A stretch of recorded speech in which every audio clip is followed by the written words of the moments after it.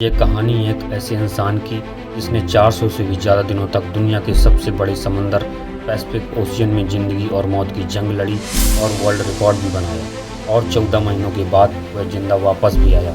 लेकिन आते ही ऐसा क्या हुआ कि उसको जेल जाना पड़ गया। जानते हैं पूरी कहानी आज की इस वीडियो में।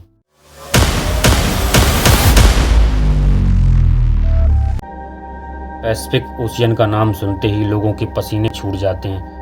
देखिए, पूरी दुनिया में 71% पानी है जो कि डिवाइडेड है 4 जोन्स में, जिनके नाम है Atlantic ocean, Pacific ocean and Indian ocean and Arctic ocean. और सबसे बड़ा ओशियन है पैसिफिक ओशियन।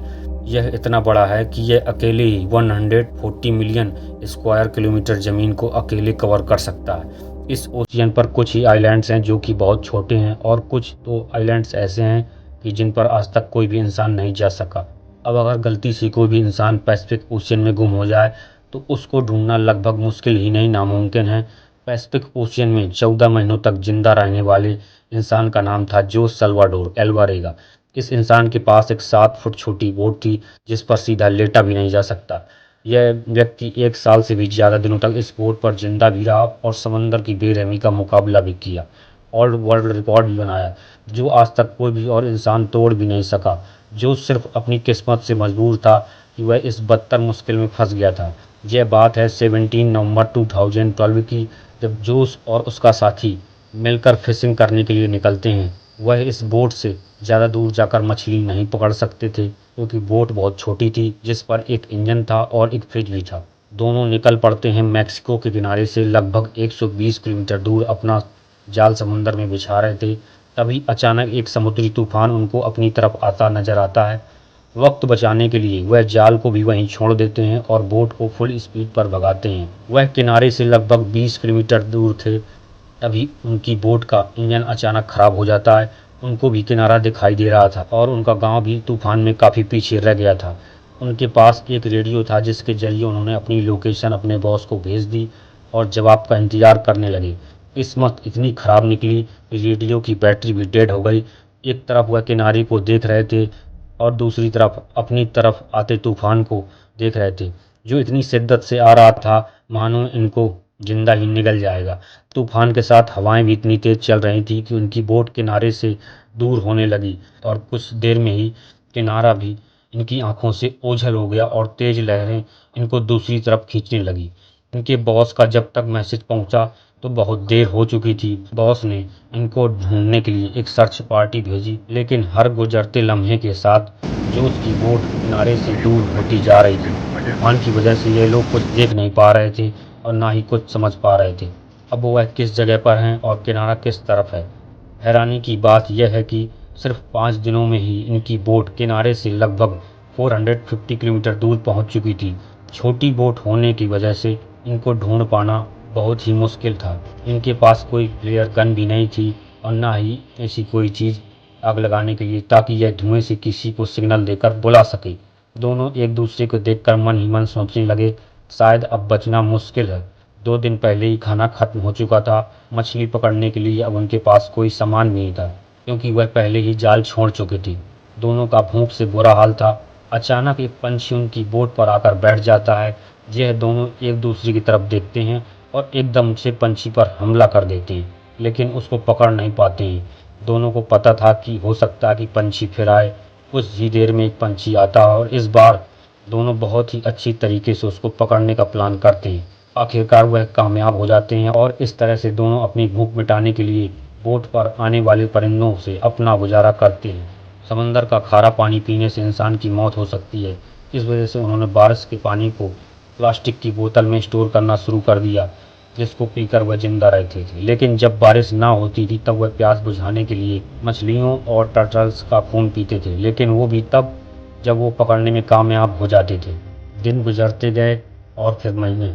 ये दोनों जिस मेंटल टॉर्चर से गुजर रहे थे वो इमेजिन करना हमारे लिए बहुत मुश्किल है।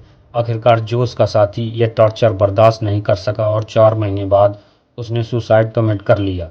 और अब बोट पर सिर्फ जोश अकेला था और उसके चारों तरफ पानी ही पानी, जिसको देखकर उसके मन में जिंदगी की कोई उम्मीद बाकी नहीं नजर आ रही थी। लेकिन अपने हालत से तंग आकर वह जैसे तैसे जिंदगी गुजारने लगा। मैप्स में अगर देखा जाए तो एक अंदाजे के मुताबिक जोश पैसिफिक ओशियन के इस हिस्से में मौजूद था कि जिसको दुनिया का खामोश तरीन हिस्सा माना जाता है, क्योंकि यहाँ पर सिर्फ कार्गो शिप्स ही गुजरती हैं। मैक्सिको के किनारे को छोड़े 6 महीने से भी ज़्यादा हो चुके थे और इस दौरान जोश ने अपने साथी को भी खो दिया था। इस वजह से वह काफ़ी ज़्यादा फ्रस्ट्रेट हो चुका था। एक दिन जोश को दूर समुद्र में एक कार्गो शिप नज़र आई। पिछले 6 महीनों में यह पहली शिप थी जो उसको नज़र आई थी। यह मंजर देखते ही उसके जिंदा रहने की उम्मीद फिर से वापस आ गई। जोश ने कार्गो शिप की तरफ हर मुमकिन इशारा करने की कोशिश की, लेकिन बदकिस्मती से शिप इतनी दूर थी कि जोश को वह देख न सके और देखते ही देखते जोश की नज़रों से वह शिप भी गायब होने लगी। वह यह सोचने लगा था कि शायद मेरी किस्मत में ही मरना ही लिखा है।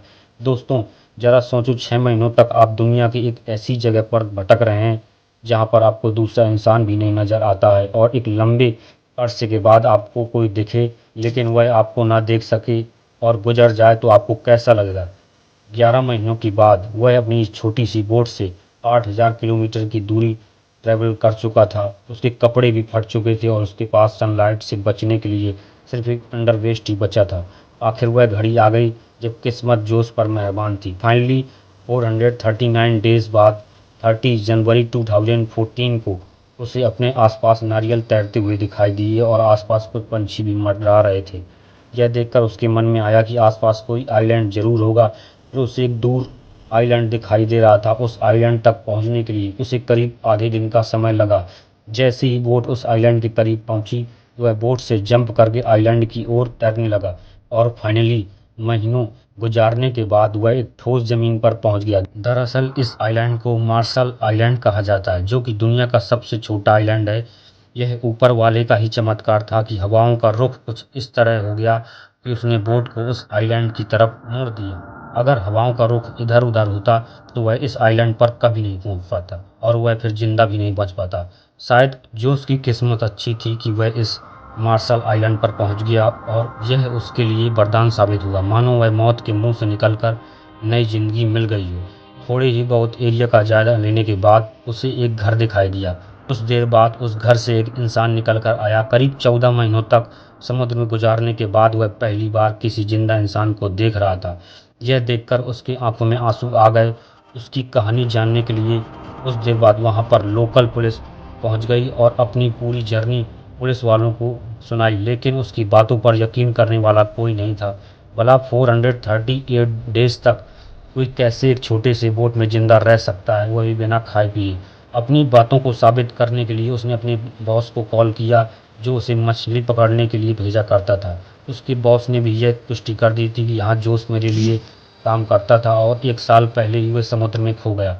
अब क्योंकि वह किसी और कंट्री में पहुंच चुका था, वह भी बिना किसी वीज़ा के, इसलिए कानूनी कार्रवाई करने के बाद उसे मैक्सिको भेज दिया गया। लेकिन यह जर्नी अभी खत्म नहीं हुई थी।